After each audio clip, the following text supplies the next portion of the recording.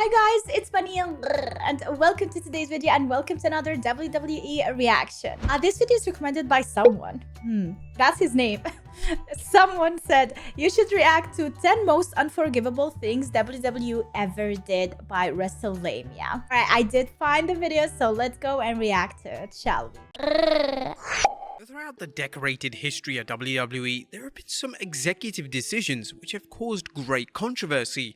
Although there is usually a mixed reception to most WWE booking decisions, fans are in agreement that certain segments went too far. They go beyond entertainment and push the boundaries on what's acceptable. There have also been instances where the WWE has made some decisions behind the scenes which have had lasting damage on their reputation, with some fans choosing to never forgive WWE chairman Vince McMahon for his often tasteless business decisions. But which times were they? Well, join us now as WrestleMania looks at 10 of the most unforgivable things that WWE ever did. Be sure to subscribe and hit that notification bell for daily wrestling videos and follow us on Facebook for exclusive lists.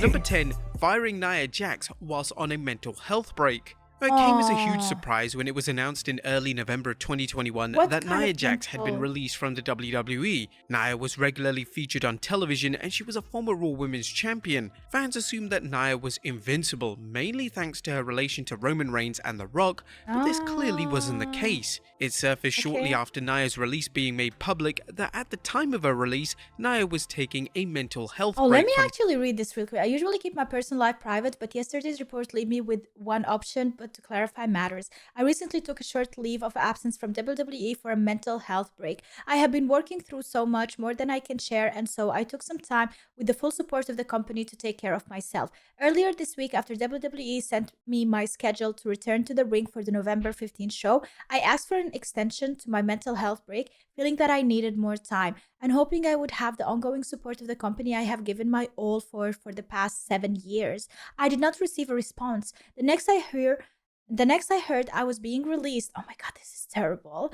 This like literally even ruins even more any kind of accomplishment she did with her mental break. My vaccination status was never mentioned. I wasn't given any choice or options. It breaks my heart to be so abruptly let go without consultation when dealing with so much privately. I loved my career at WWE. I love the men and women I worked with, and I'm going to need time to process this huge loss.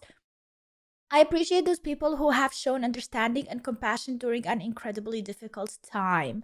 And now she is back. I will be so mad. I would never go back. Like, once you hurt me to that level, like if it's so personal because you don't care about me, about my health, and I give you my all, and then I don't know. It's so sad. I bet she got really good bucks for coming back.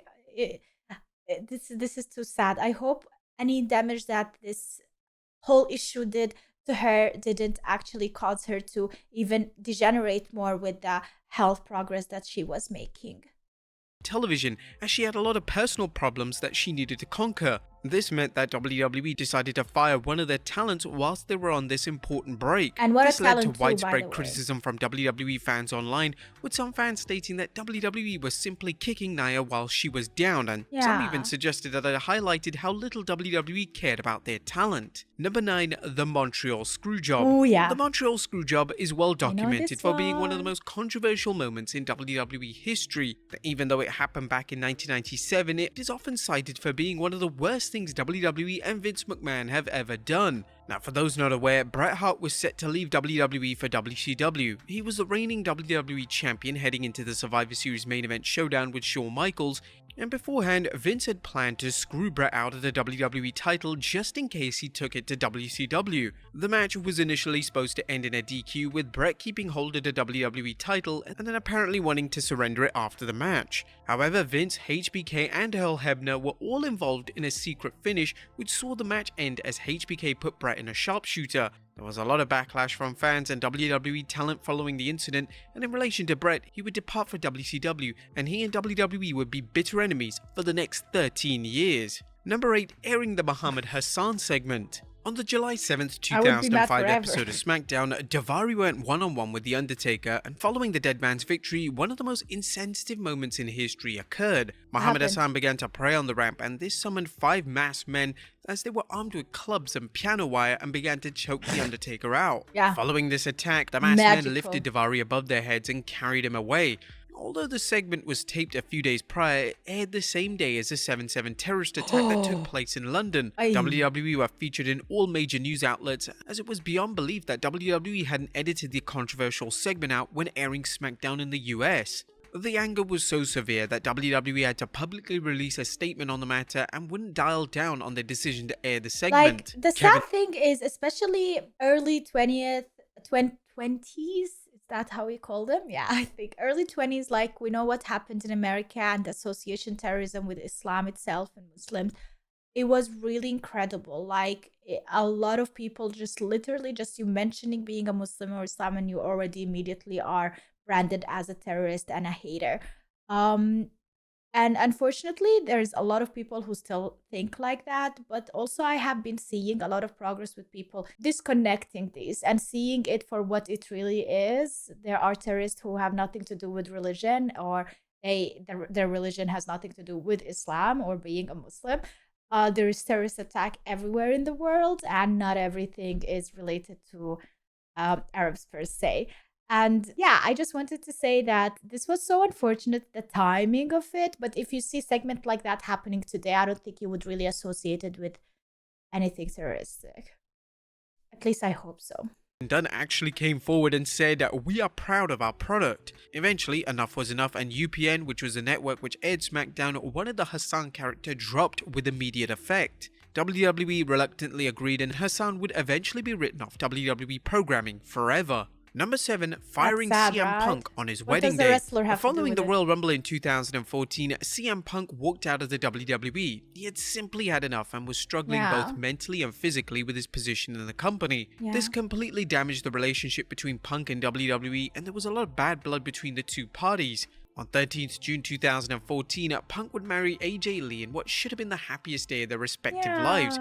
But on the day of their wedding, Punk received official documents to state That's that he was so officially mean. fired from WWE. Although So this could have on been a the clear same coincidence, it was day. clearly deliberate, and WWE wanted to hurt Punk as much as possible. Chairman Vince McMahon would publicly declare that it was an unfortunate coincidence, and he did apologize to Punk, but fans believe that firing Punk on his wedding day was completely malicious. Number 6, allowing Hulk Hogan back into the Hall of Fame. When Hulk Hogan's racist rant was leaked for the world to hear, everyone was angry. He's a Hogan was a racist? beloved figure in the world of professional wrestling and pop culture, and to hear him say such vulgar things was hurtful to say the very least. What did he say? I still don't WWE know acted about this promptly by drama. removing Hogan from any of their planned programming, and this coincided with them removing him from the WWE Hall of Fame. Just a few years after Hogan's removal from the Hall of Fame, WWE slowly reintroduced him back into the mix. Following an apology which Hogan delivered backstage to talent, he would begin to appear on WWE programming again and was even allowed back into the Hall of Fame. In 2019, it was announced think that 3 Hogan would years be makes inducted into the people Hall of Fame forget. for a second time, this time as part of the NWO.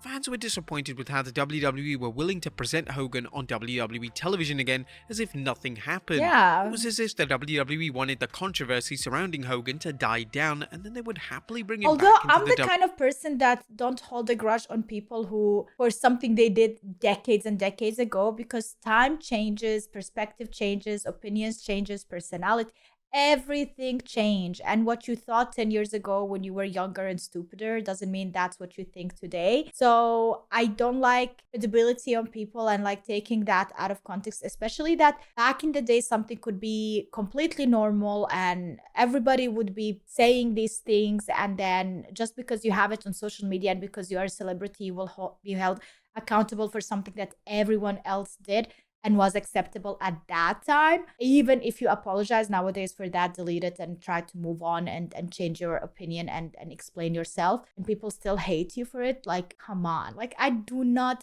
really think that is fair. You know, I don't think that's fair at all.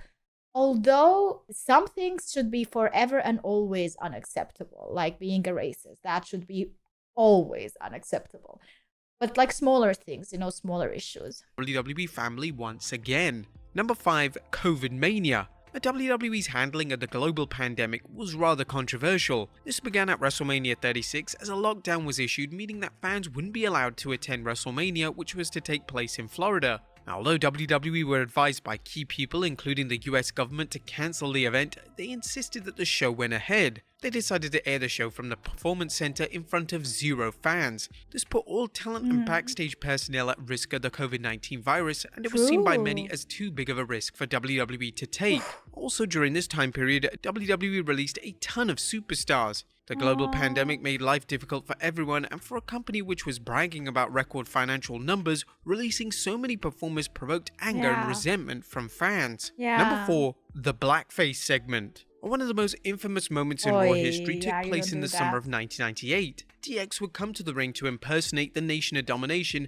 However, the reason why the segment is so infamous is because X-Pac would wear blackface to try and impersonate Nation. Was that unacceptable back then? Like, Americans tell me, I don't know, I never lived in America. So was that always unacceptable? Because I remember there were some movies where I would see stuff, like even comedy movies, and I would see stuff like that, and we would be laughing. Like, when I was a child, you would be laughing like it would be normal. I don't know. I really do not know. So let me know if it was always unacceptable. People were like, F it and we're going to do it. Or it just became unacceptable in recent years. Member Mark Henry. At WWE News, the segment was too far, as in 2021, the segment was removed from the WWE network, and it finally looked like they were taking some accountability. Number 3, exploiting Eddie Guerrero's death. Eddie Guerrero's untimely death in 2005 hit everyone hard. Eddie was a beloved member of the WWE roster, and he had cemented himself as one of the most gifted pro wrestlers of all time. WWE's tribute show to Eddie was emotional, and they did a great job in paying tribute to a true legend of the squared circle. Unfortunately, in the months to come, WWE would use Eddie's death to further storylines. In 2006, they utilized Eddie's memory in a storyline between Rey Mysterio and Randy Orton. This saw Orton tell Mysterio that Eddie was in hell. This was a storyline that made both the fans and Orton himself extremely uncomfortable. In the summer of 2006, Mark Henry would declare during a promo that he spits on the Guerrero name, and if Eddie was here, he would spit on him too. Using Eddie's name in this manner was exploitative and offensive. Fans of Eddie have never truly forgiven celebrating someone who you love. I like celebrating his name, making a bigger deal about it, mentioning him always as an inspiration, motivation, but like going that far? Nah, that's not nice at all. WWE for their actions in the months after his passing. Number 2, Vince McMahon says the N-word. The Survivor Series pay-per-view in 2005 is mostly known for WWE Chairman Vince McMahon uttering a racial slur in a backstage segment. I think that was in this always segment, Vince used the N-word right? in front of WWE Champion John Cena as Booker T and Sharmell watched it in complete disbelief. Vince was heavily criticized for saying the word, and it's hard to fathom why he decided to say it, never mind air it live on pay-per-view. When Hulk Hogan was removed from the Hall of Fame in 2015, fans called on WWE to address why Vince was allowed to use the word back in 2005. This led to the WWE releasing a statement which stated that because Vince McMahon is a fictional character, it's not the same as Hogan's racist rant. Are you The kidding segment me? was eventually edited out of No. I do not approve of this, especially because, hear me out, there are a lot of kids who are watching and they are very easily impressionable. And even if you're a character, if you are portraying, so they don't know, they cannot distinguish a character from an actor at that point. And they like to imitate. They imitate, they soak everything you say. So doesn't really matter. This is online. This is entertainment business. This is what kids gonna see. This is what kids gonna repeat, and they're gonna grow up thinking it's cool, you know. And this is exactly what we don't want. And that's why it's the most important to remove such things from this type of thing, like from characters that people can grow up loving.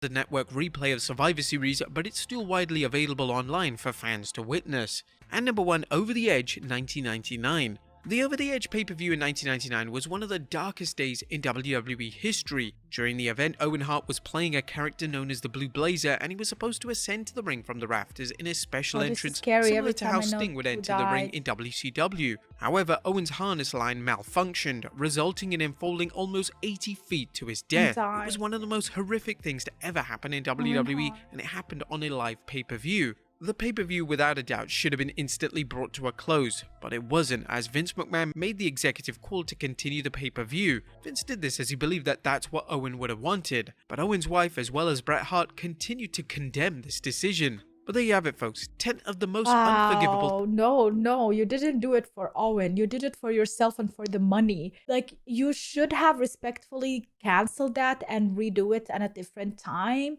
That shows you how much the companies care about you. Oh my goodness. They don't care about their talents at all. So why would you give your whole heart and soul to a company if they don't care about you? Honestly, do the minimum for what you are paid and move on with life and take care of yourself and your family. That is way more important. Fans, Nia Jax is an unsafe worker. She should be fired. Also, fans, Nia Jax was fired while she was on a mental health break. How dare WWE? Oh, okay, like, if he is unreliable and unsafe to work with and be fired for that reason, I do understand. But she wasn't fired for that reason. She was fired because she wasn't able to come to work because she still had to work on her mental health. That's different. The upset look on Lawler's face really tells the story, and it's not part of the show. After 20 years, your legacy still lives on, Owen. Rest in peace. Yeah. Oh my god, I will never let go of the whole Owen Hart situation. Honestly, that's PTSD right there with Owen Hart. Rest in peace, by the way. Every single Eddie Guerrero as well, Bray Wyatt, and a lot of amazing wrestlers out there. It's so sad. But if I watch that live, I think it would break my heart and it will forever leave an impact. I don't know if I would ever be able to watch WWE after that. Genuinely disturbed forever. It's so sad. But that is it, guys, for today's video. I hope you enjoyed it. If you did, make sure to leave a like and subscribe for more. If you want to share extra love, you can just copy the link. You don't have to share it anywhere, but copying the link helps with the channel. Also, let me know in the comment down below what else would you like me to react to. If you want more WWE reactions, I upload those on my Patreon, patreon.com/supportbunny. I will leave a link in the description for everything that I mentioned. You can find me on social medias. I have a WWE short channels on Instagram. IG, no N at the on IG. I have a WWE shorts related, just WWE profile, I guess that's how you call it. Yeah, so if you're interested, I will leave a link to that one as well in the description down below. Have a wonderful day. Thanks so much for watching. I appreciate you truly, and thank you honestly for choosing me, subscribing to me, watching me daily, commenting, being a part of the community. I love seeing you reply to each other and comment and like have a whole discussion. It is amazing to see that we grew into a community here. Honestly, you guys, it melts my heart. Thanks so much. Have a wonderful day and see you tomorrow with a brand new video. Bye.